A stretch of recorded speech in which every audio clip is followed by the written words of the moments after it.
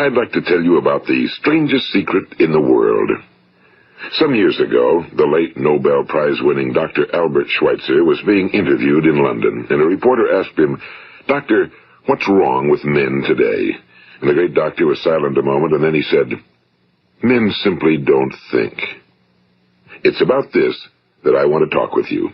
We live today in a golden age. This is an era that man has looked forward to, dreamed of, and worked toward for thousands of years. But since it's here, we pretty well take it for granted. We in America are particularly fortunate to live in the richest land that ever existed on the face of the earth, a land of abundant opportunity for everyone. But do you know what happens? Well, let's take 100 men who start even at the age of 25. Do you have any idea what will happen to those men by the time they're 65? These 100 men who all start even at the age of 25 believe they're going to be successful. If you asked any one of these men if he wanted to be a success, he'd tell you he did. And you'd notice that he was eager toward life, that there was a certain sparkle to his eye, an erectness to his carriage, and life seemed like a pretty interesting adventure to him. But by the time they're 65, 1 will be rich. 4 will be financially independent. 5 will still be working. 54 will be broke. Now think a moment. Out of the 100, only 5 make the grade. Now why do so many fail? What has happened to the sparkle that was there when they were 25? What's become of the dreams, the hopes, the plans? And why is there such a large disparity between what these men intended to do and what they actually accomplished? When we say about 5% achieve success, we have to define success. And here's the best definition I've ever been able to find. Success is the progressive realization of a worthy ideal. If a man is working toward a predetermined goal and knows where he's going, that man is a success. If he's not doing that, he's a failure. Success is the progressive realization of a worthy ideal. Rollo May, the distinguished psychiatrist, wrote a wonderful book called Man's Search for Himself. And in this book he says, the opposite of courage in our society is not cowardice. It is conformity. And there you have the trouble today. It's conformity, people acting like everyone else without knowing why, without knowing where they're going. Now think of it. In America right now, there are over 18 million people 65 years of age and older. And most of them are broke. They're dependent on someone else for life's necessities. Now, we learn to read by the time we're 7. We learn to make a living by the time we're 25. Usually by that time, we're not only making a living, we're supporting a family. And yet, by the time we're 65, we haven't learned how to become financially independent in the richest land that has ever been known. Why? We conform. And the trouble is that we're acting like the wrong percentage group, the 95 who don't succeed. Now, why do these people conform? Well, they really don't know. These people believe that their lives are shaped by circumstances, by things that happen to them, by exterior forces. They're outer-directed people. A survey was made one time that covered a lot of men, working men, and these men were asked, "Why do you work? Why do you get up in the morning?" 19 out of 20 had no idea. If you ask them, they'll say, well, everyone goes to work in the morning, and that's the reason they do it, because everyone else is doing it. Now let's get back to our definition of success. Who succeeds? The only person who succeeds is the person who is progressively realizing a worthy ideal. He's the person who says, I'm going to become this, and then begins to work toward that goal. I'll tell you who the successful people are. A success is the school teacher who's teaching school because that's what he or she wants to do. The success is the woman who's a wife and mother because she wanted to become a wife and mother and is doing a good job of it. The success is the man who runs the corner gas station because that was his dream. That's what he wanted to do. The success is the successful salesman who wants to become a top-notch salesman and grow and build with his organization. A success is anyone who is doing deliberately a predetermined job because that's what he decided to do deliberately. But only 1 out of 20 does that. That's why today there isn't really any competition unless we make it for ourselves. Instead of competing, all we have to do is create. You know, for 20 years, I looked for the key which would determine what would happen to a human being.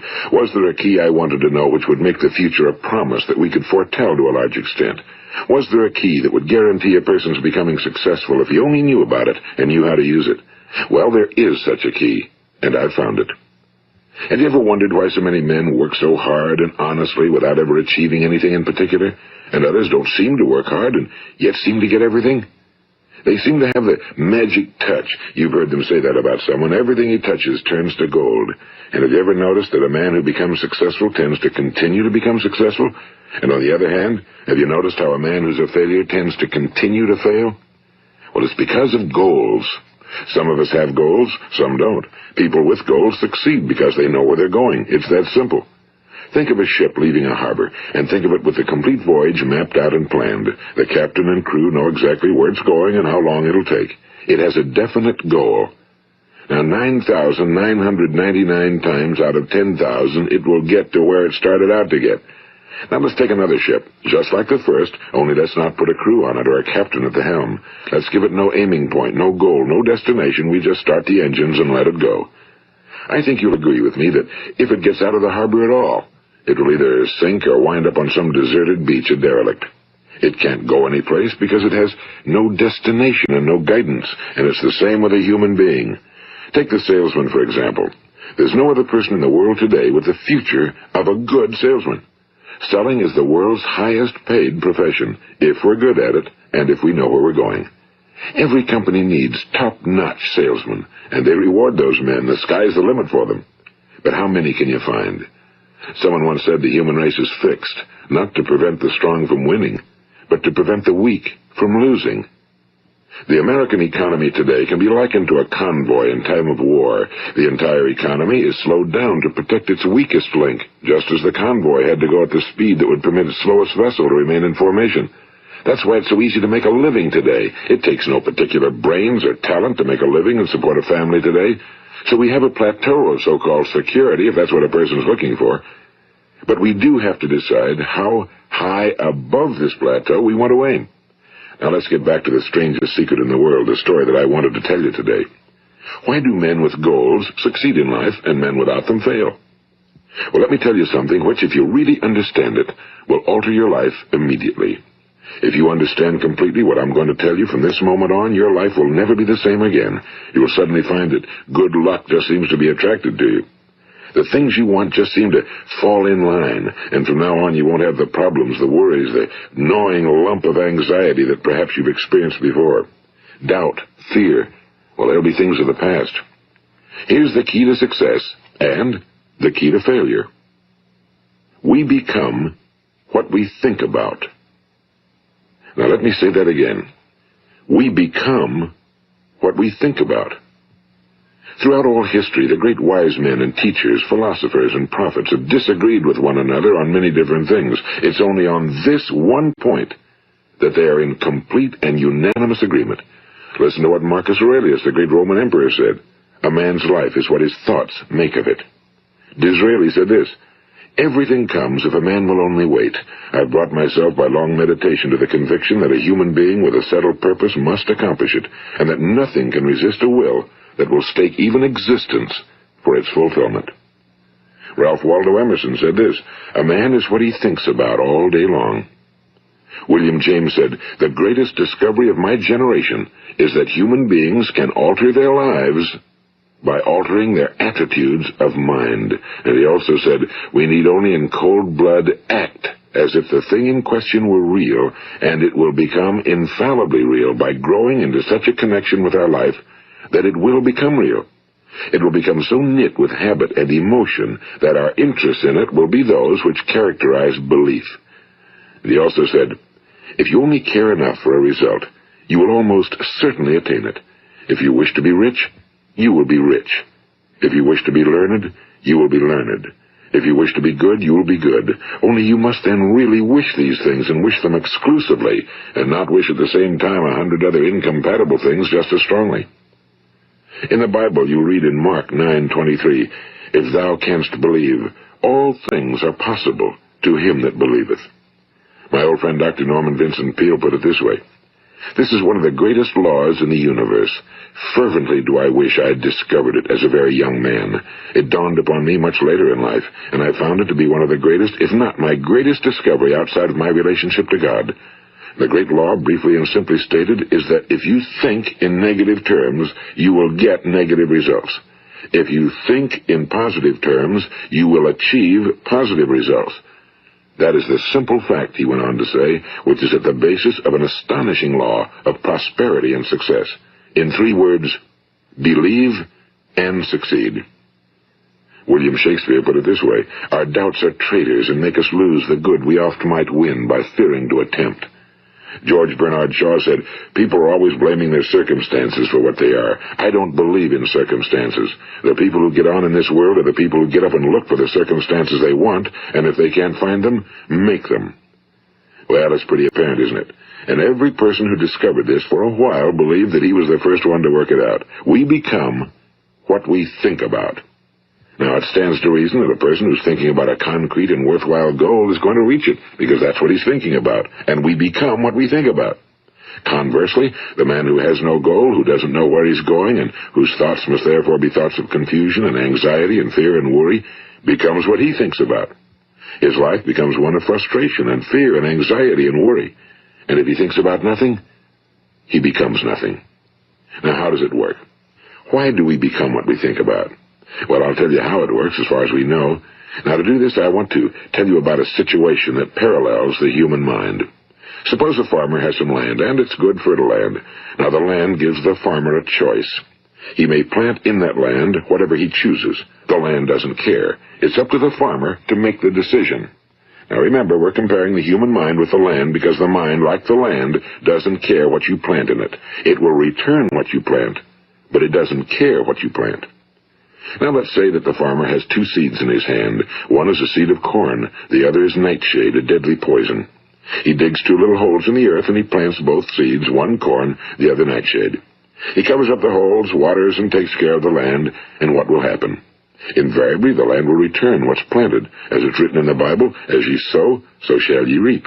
Now remember, the land doesn't care. It'll return poison in just as wonderful abundance as it will corn. So up come the 2 plants, one corn, one poison. Now, the human mind is far more fertile, far more incredible and mysterious than the land, but it works the same way. It doesn't care what we plant. Success, failure. A concrete, worthwhile goal, or confusion. Misunderstanding, fear, anxiety, and so on. But what we plant, it must return to us. You see, the human mind is the last great unexplored continent on Earth. It contains riches beyond our wildest dreams. It will return anything we want to plant. Now, you might say, well, if that's true, why don't people use their minds more? Well, I think they figured out an answer to that one, too. Our mind comes as standard equipment at birth. It's free, and things that are given to us for nothing we place little value on. Things that we pay money for, we value. The paradox is that exactly the reverse is true. Everything that's really worthwhile in life came to us free. Our minds, our souls, our bodies, our hopes, our dreams, our ambitions, our intelligence, our love of family and children and friends and country, all these priceless possessions are free. But the things that cost us money are actually very cheap and can be replaced at any time. A good man can be completely wiped out and make another fortune. He can do that several times. Even if our home burns down, we can rebuild it. But the things we got for nothing, we can never replace. The human mind isn't used because we take it for granted. Familiarity breeds contempt. It can do any kind of job we assign to it, but generally speaking, we use it for little jobs instead of big, important ones. Universities have proved that most of us are operating on about 10% or less of our abilities. So decide now, what is it you want? Plant your goal in your mind. It's the most important decision you'll ever make in your entire life. What is it you want? Do you want to be an outstanding salesman? A better worker at your particular job? Do you want to go places in your company? In your community? Do you want to get rich? All you've got to do is plant that seed in your mind, care for it, work steadily toward your goal, and it will become a reality. It not only will, there's no way that it cannot. You see, that's a law, like the laws of Sir Isaac Newton, the laws of gravity. If you get on top of a building and jump off, you'll always go down. You'll never go up, and it's the same with all the other laws of nature. They always work. They're inflexible. Think about your goal in a relaxed, positive way. Picture yourself in your mind's eye as having already achieved this goal. See yourself doing the things you will be doing when you've reached your goal. Ours has been called the phenobarbital age, the age of ulcers and nervous breakdowns and tranquilizers, at a time when medical research has raised us to a new plateau of good health and longevity. Far too many of us worry ourselves into an early grave trying to cope with things in our own little personal ways without learning a few great laws that will take care of everything for us. These things we bring on ourselves through our habitual way of thinking. Every one of us is the sum total of his own thoughts. He is where he is because that's exactly where he really wants to be, whether he'll admit that or not. Each of us must live off the fruit of his thoughts in the future, because what you think today and tomorrow, next month and next year, will mold your life and determine your future. You're guided by your mind. I remember one time I was driving through eastern Arizona, and I saw one of those giant earth-moving machines roaring along the road at about 35 miles an hour with what looked like 30 tons of dirt in it. A tremendous, incredible machine, and there was a little man perched way up on top with the wheel in his hands guiding it. And as I drove along, I was struck by the similarity of that machine to the human mind. Just suppose you're sitting at the controls of such a vast source of energy. Are you going to sit back and fold your arms and let it run itself into a ditch? Or are you going to keep both hands firmly on the wheel and control and direct this power to a specific, worthwhile purpose? It's up to you. You're in the driver's seat. You see, the very law that gives us success is a two-edged sword. We must control our thinking. The same rule that can lead a man to a life of success, wealth, happiness, and all the things he ever dreamed of for himself and his family. That very same law can lead him into the gutter. It's all in how he uses it, for good or for bad. This is the strangest secret in the world. Now, why do I say it's strange, and why do I call it a secret? Actually, it isn't a secret at all. It was first promulgated by some of the earliest wise men, and it appears again and again throughout the Bible, but very few people have learned it, understand it. That's why it's strange, and why for some equally strange reason it virtually remains a secret. I believe that you could go out and walk down the main street of your town and ask one man after another what the secret of success is, and you probably wouldn't run into one man in a month who could tell you. Now, this information is enormously valuable to us if we really understand it and apply it. It's valuable to us not only for our own lives, but the lives of those around us, our families, employees, associates, and friends. Life should be an exciting adventure. It should never be a bore. A man should live fully, be alive. He should be glad to get out of bed in the morning. He should be doing a job he likes to do because he does it well. One time I heard Grove Patterson, the great late editor-in-chief of the Toledo Daily Blade, make a speech, and as he concluded his speech, he said something I've never forgotten. He said, "My years in the newspaper business have convinced me of several things. Among them, that people are basically good, and that we came from someplace, and we're going someplace. So we should make our time here an exciting adventure. The architect of the universe didn't build a stairway leading nowhere." And the greatest teacher of all, the carpenter from the plains of Galilee, gave us the secret time and time again. As ye believe, so shall it be done unto you. I've explained the strangest secret in the world and how it works. Now, on this side, I want to explain how you can prove to yourself the enormous returns possible in your own life by putting this secret to a practical test. I want you to make a test that will last 30 days. It isn't going to be easy, but if you'll give it a good try, it will completely change your life for the better. Now, back in the 17th century, Sir Isaac Newton, the English mathematician and natural philosopher, gave us some natural laws of physics which apply as much to human beings as they do to the movement of bodies in the universe. And one of these laws is that for every action, there is an equal and opposite reaction. Simply stated, as it applies to you and me, it means we can achieve nothing without paying the price. The results of your 30-day experiment will be in direct proportion to the effort you put forth. To be a doctor, you must pay the price of long years of difficult study. To be successful in selling, and remember that each of us succeeds to the extent of his ability to sell. Selling our families on our ideas, selling education in schools, selling our children on the advantages of living the good and honest life, selling our associates and employees on the importance of being exceptional people. To, of course, the profession of selling itself. But to be successful in selling our way to the good life, we must be willing to pay the price. Now, what is that price? Well, it's many things. First, it's understanding emotionally, as well as intellectually, that we literally become what we think about, that we must control our thoughts if we're to control our lives. It's understanding fully that as ye sow, so shall ye reap. Second, it's cutting away all fetters from the mind and permitting it to soar as it was divinely designed to do. It's the realization that your limitations are self-imposed and that the opportunities for you today are enormous beyond belief. It's rising above narrow-minded pettiness and prejudice. And third, it's using all your courage to force yourself to think positively on your own problem, to set a definite and clearly defined goal for yourself, to let your marvelous mind think about your goal from all possible angles, to let your imagination speculate freely upon many different possible solutions, to refuse to believe that there are any circumstances sufficiently strong to defeat you in the accomplishment of your purpose, to act promptly and decisively when your course is clear, and to keep constantly aware of the fact that you are at this moment standing in the middle of your own acres of diamonds, as Russell Conwell used to point out. And fourth, save at least 10% of every dollar you earn. It's also remembering that no matter what your present job, it has enormous possibilities if you're willing to pay the price. Now let's just go over the important points in the price each of us must pay to achieve the wonderful life that can be ours. It is, of course, worth any price. 1. You will become what you think about. 2. Remember the word imagination and let your mind begin to soar. 3. Courage. Concentrate on your goal every day. 4. Save 10% of what you earn. And 5. Action. Ideas are worthless unless we act on them. Now, I'll try to outline the 30-day test I want you to make. Keep in mind that you have nothing to lose by making this test and everything you could possibly want to gain. There are 2 things that may be said of everyone. Each of us wants something, and each of us is afraid of something. I want you to write on a card what it is you want more than anything else.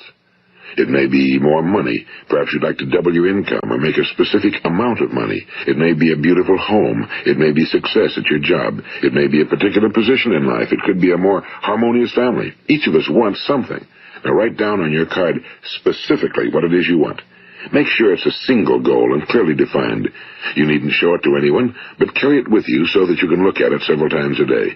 Think about it in a cheerful, relaxed, positive way each morning when you get up, and immediately you have something to work for, something to get out of bed for, something to live for. Look at it every chance you get during the day and just before going to bed at night.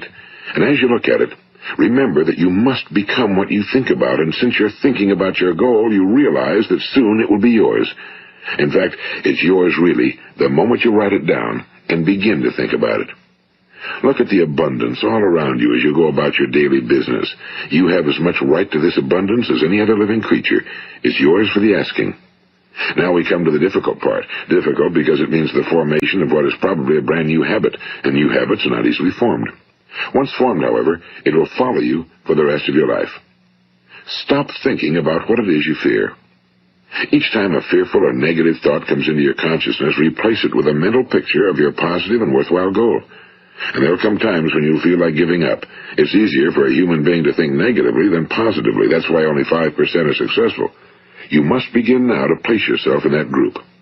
For 30 days, you must take control of your mind. It will think about only what you permit it to think about. Each day for this 30-day test, do more than you have to do.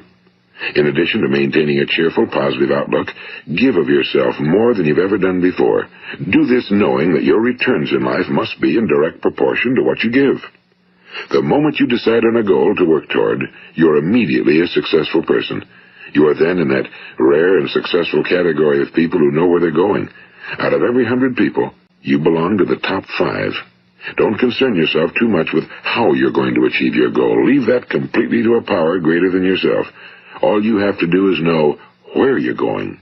The answers will come to you of their own accord and at the right time. Remember these words from the Sermon on the Mount, and remember them well. Keep them constantly before you this month of your test. Ask, and it shall be given you.